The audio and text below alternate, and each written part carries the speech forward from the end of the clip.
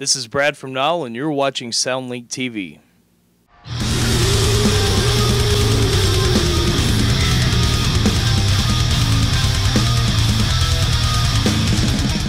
What is up? Trenton here with SoundlinkTV for SoundlinkMagazine.com. We're here with Brad from the band Nile. How you doing, buddy? I'm groovy. How are you? I am doing awesome. We finally got this going. We finally got this set up. After a few years, yeah. After a few years. It's like, oh, this is Brad. He's my buddy, you know. I see him all the time, you know. So, yeah. So, man, now we're talking to you in your band element and stuff. And so, Nile is out right now with Soulfly and everything. I guess it's like a co-headliner. You know, both of you guys are sort of on it and everything. And so, what's that been like on Nile's end? Great. I mean, all the Soulfly guys, them and their crew, they're all just wonderful people. Really good to get along with. And yeah, it's just been a joy working with those guys. Yeah. So something we talked about with them, but is also interesting that we want to talk about you, which we've been talking about for the past couple of years, is like Nile's been around for a long time, but sort of how you got into it is sort of unique. As you're, you know, obviously the band is probably as old, maybe a little bit younger than you are, right. Like early 20s basically and stuff. And so, you know, for every bedroom guitarist, bass, drummer, whatever, who's wanting to play in their like favorite band, you know, that kind of thing. Like, how'd you fall into this for people who may not know that story? Okay, it's really funny. To put it into a short story, I met Carl at a Guitar Center, I think 4 years ago, probably. And, you know, we both live kind of close to each other. And I found out when they're not on tour, sometimes he does guitar lessons. So, of course, I had to take the opportunity to do a lesson with him, you know. So I did a lesson with him and told him how much I really, like, was interested in touring and doing all that. So they took me out in 2014 on a U.S. and Canada run as, like, an extra helper guy. And after that, they needed a bass player and asked me, and you know, of course, I took it. So here I am now, 3 years later. You're not the only new guy either. Like you guys added another guitarist, I believe, as well, correct? And so Ryan, so he came up in the local Carolina scene as well. And so, two new guys in a very historic storied metal band and stuff. And so, blending both, I guess both generations together with Carl and George, and they've been around for a while. You guys, the new fresh guys. So what's that dynamic like working with like the seasoned versus the newer guys? It's great. It's always great to learn from the older guys about what not to do on tour, how to not ruin your career. It's because me being my age, me being 24. And being on a tour like this, you just want to party all the time. And you quickly learn that that's not the way to do it. But, Carl and George, even though they've been doing this for a long time, they're just the most humble and, like, understanding guys that there are. If we fuck up sometimes, so what? They've done it before, too. And, you learn from all of it. And so it's really fun being out with guys who have been doing it for as long as they have. Yeah. Is there any like dad-son dynamic? Do you feel like sometimes they're sort of like still in charge and you're still kind of or is it more of like of a brotherhood bond, best friend kind of dynamic? It's both, but it's mostly the brotherhood thing. The whole them being older is just them teaching us the ways of them fucking up back in the day and knowing the consequences of it and, teaching us what not to do. But in all, it's all a good brotherhood bond. Yeah, so like something we were talking about off camera that we talked about with Soulfly and stuff was the whole streaming age that you and I are growing up in. That's normal for us, but for them it wasn't. So with you being younger and everything, has that played into how the band has marketed itself any with being familiar and sort of normalized with that technology and those types of things, rather where they were still coming up with CDs, and this stuff, and they would have to adapt to it. Rather, you're like, oh, cool, MySpace, Pure Volume, that was my childhood, that kind of thing. Yeah.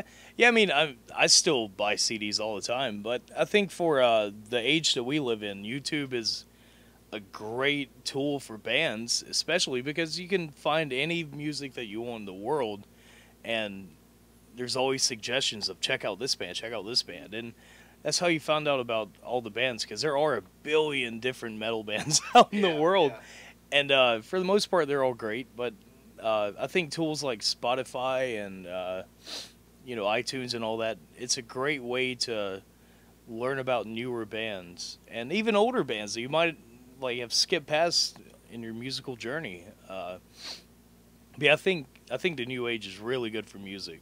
Okay. Yeah. And have you, I guess, you being in this band now, sort of like helped Nile in that direction? Whereas they would probably have to adapt if they were all the same age, guys, like Soulfly, for example. He said, you have to adapt or die, basically. So, whereas like this is normal for you, has that been sort of like a smooth transition? How Nile markets itself now in 2018 versus maybe like in 1998, sort of?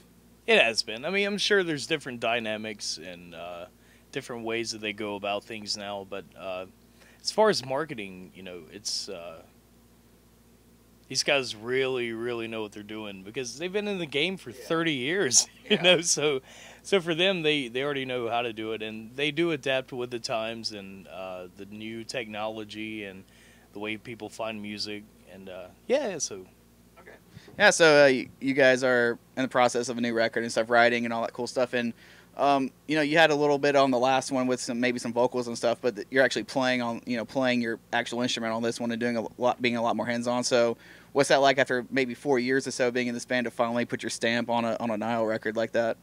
It's pretty unbelievable, Everybody that picks up an instrument wants to play on an album or make an album, and for me to be able to play on an album from one of my favorite bands is unbelievable. It's something that I would have never dreamed of, but it's really cool because these guys are letting me and Brian like have an input on this album, do some of the writing, which is even cooler.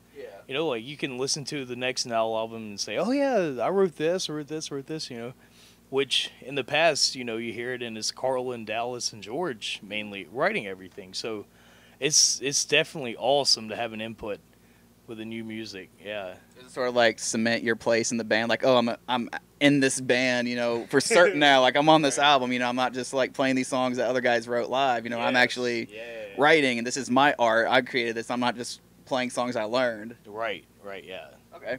Yeah, so with that, what can fans expect style-wise with your input and all that stuff versus, I guess, the older records? What kind of influence are you bringing or element that are you adding that may not have been there before?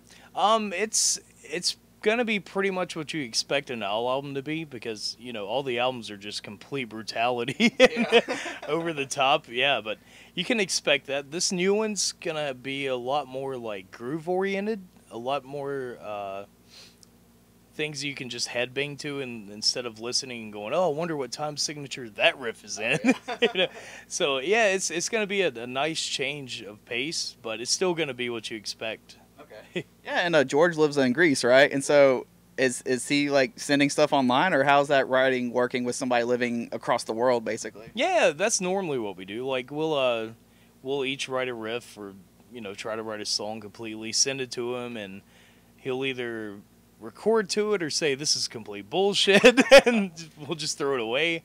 But yeah, like you said, him living halfway across the world, that's the only way to do it. That's so interesting though. It's like a lot of bands, they do drums first, and you guys are sending him riffs to play to, which is that's so interesting to hear. Yeah. Right. Okay, man, so after this tour, is there any can you talk about the record, like when people can expect it or what else is to come for the rest of the year? We have, I think, now 6 songs done on the album, so I think we're shooting for September to start recording, and it should be out probably like the beginning of next year. Okay.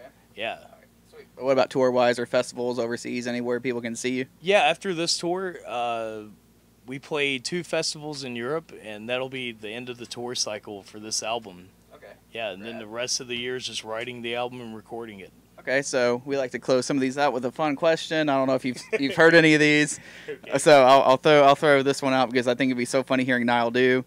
A lot of people know about the Punk Goes Pop series that Fearless Records does. Yeah. If they decided to do a Punk Goes Disney album and Nile had to cover a Disney song, what do you think Nile would cover? If we had to do Disney, probably The Lion King, Circle of Life. Really? What about Aladdin though? Because the whole like Middle Eastern dynamic. Yeah, either one would work. Yeah. All right. And this is sort of like another one I haven't asked in a while you might like too. Okay. The last one, if you could hang out with, date, or marry Taylor Swift and she wrote a song about you, what would that be called and what would it be about? Oh, God, that's a great question. For Taylor Swift? Yeah, if you could do whatever you wanted to with her, whatever that may look like, and she wrote a song about you. Oh, my God. I don't even know, man. I really don't even know. This is I the- don't know how to answer that. If you watch our videos normally, you would know that this stumps people more than any serious I'm question sure, ever. Yeah, Like- that's a tough one. Yeah, I don't know. Like man. mine would be called "He Stayed" because once I got her, I'd never leave her. So, as an example. So. I mean, you know, if I had a chance to date her, of course, you know, I'd put a baby in her immediately because I'd be rich. Yeah. There you go. I mean, you don't make money doing music, but you're a Nile. Of course, yeah. All right, man. Well, it was great talking to you today. Finally, we were so glad we could do this. I'll see you bartending at Ground Zero in Spartanburg sometime after this. Of course. I'm Trenton with SoundlinkTV. This is Brad from Nile. Thanks for watching.